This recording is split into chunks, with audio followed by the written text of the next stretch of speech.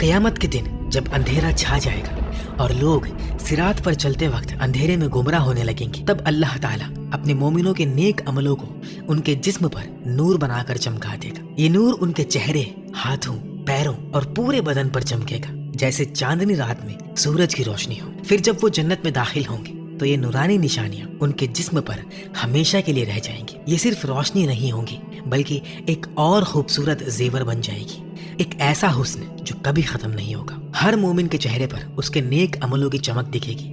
رسول اللہ نے فرمایا، اہل جنت کو آدم علیہ السلام کی صورت میں اٹھایا جائے گا، 33 سال کی عمر میں، جسم پر بالکل بال نہیں ہوں گے اور ان کی آنکھوں میں سرما لگا ہوا ہوگا۔ جنت میں جنتیوں کی ہائٹ حضرت آدم علیہ السلام جیسی ہوگی، ان کا حسن حضرت یوسف علیہ السلام جیسا ہوگا، ان کی عمر حضرت عیسیٰ علیہ السلام کی جوانی جیسی ہوگی، ہمیشہ کے لیے 33 سال کی جوانی، نہ کبھی بڑھاپا، نہ کوئی تھکن، نہ کمی، نہ کوئی بیماری۔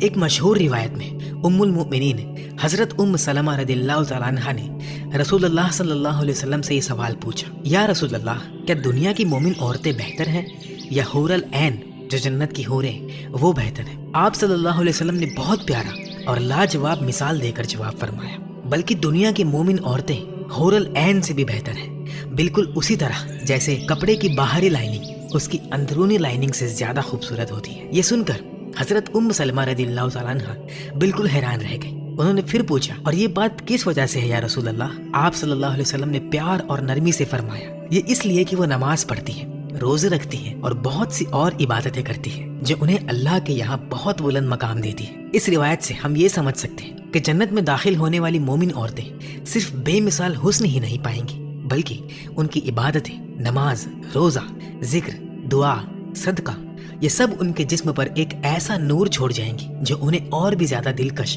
اور روشن بنا دے گا۔ ان کا حسن اتنا گہرا اور چمکدار ہوگا کہ حضرت ابن عباس رضی اللہ تعالیٰ عنہ نے فرمایا، اگر جنت کی کوئی عورت اپنی کلائی صرف آسمان اور زمین کے درمیان دکھا دے تو ساری کائنات اس کے حسن سے حیران رہ جائے گی اور چمک اٹھے گی۔ اگر وہ اپنی پردہ یا لباس دکھا دے تو وہ سورج کی روشنی کو بھی ڈھانپ لے گی، اور اگر وہ اپنا چہرہ ظاہر کر دے تو اس کے حسن کی روشنی ہر چیز کو جو بھی آسمان اور زمین کے درمیان ہے روشن کر دے گی، اور صرف شکل و صورت ہی نہیں بدلے گی، ہمارے جسم کے کام بھی مکمل طور پر الگ ہو جائیں گے۔ رسول اللہ صلی اللہ علیہ وسلم نے فرمایا، اہل جنت کھائیں گے اور پیئیں گے، لیکن نہ ان کا ناک بہے گا، نہ وہ پاخانہ کریں گے، نہ انہیں ہاضمہ کرنے کی ضرورت ہوگی، نہ پیشاب کی، نہ مہواری کی تکلیف ہوگی۔ ایک مشہور تابعی حضرت حمید ابن ہلال رحمۃ اللہ علیہ نے فرمایا، جب کوئی شخص جنت میں داخل ہوتا ہے تو اسے اہل جنت کی صورت دی جاتی ہے، جنت کے لباس پہنائے جاتے ہیں، جنت کے زیور سے سجایا جاتا ہے،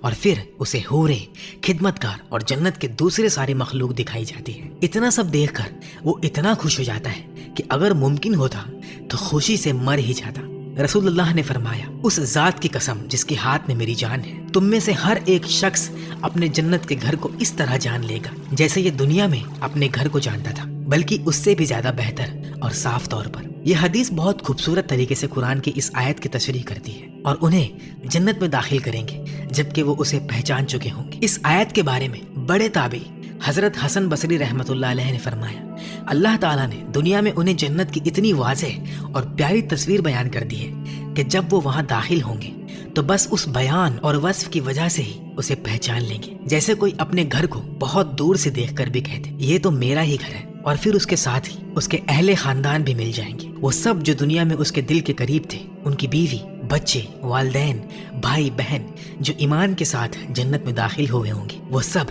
خوشی سے اس کا انتظار کر رہے ہوں گے، چہرے پر مسکراہٹ کے ساتھ، آنکھوں میں آنسوؤں کی چمک، اور گلے مل کر کہیں گے، الحمدللہ ہم سب یہاں ایک ساتھ ہیں۔ جنت میں بات چیت کی زبان کون سی ہوگی؟ یہ سوال بہت دلچسپ ہے، اور اس بارے میں کچھ روایتیں آئی ہیں جو کہتی ہیں کہ اہل جنت ایک دوسرے سے عربی زبان میں بات کریں گے، وہی زبان جو قرآن کی زبان ہے، جو رسول اللہ کی زبان تھی، مگر حدیث کے بڑے علماء نے ان روایتوں کو ضعیف قرار دیا ہے۔ کچھ اور محققین کا کہنا ہے کہ یہ روایتیں مل کر اتنی طاقت رکھتی ہیں کہ ان پر دلیل قائم کی جا سکتی ہے، اور وہ یہ بھی کہتے ہیں اللہ تعالیٰ تو ہر چیز پر قادر ہے، وہ چاہے تو ایک پل میں ہر مومن کو عربی اتنی راحت اور خوبصورتی سے بولنے کی قوت دے دے کہ نہ کوئی مشکل لگے اور نہ کوئی رکاوٹ۔ زندگی کے سب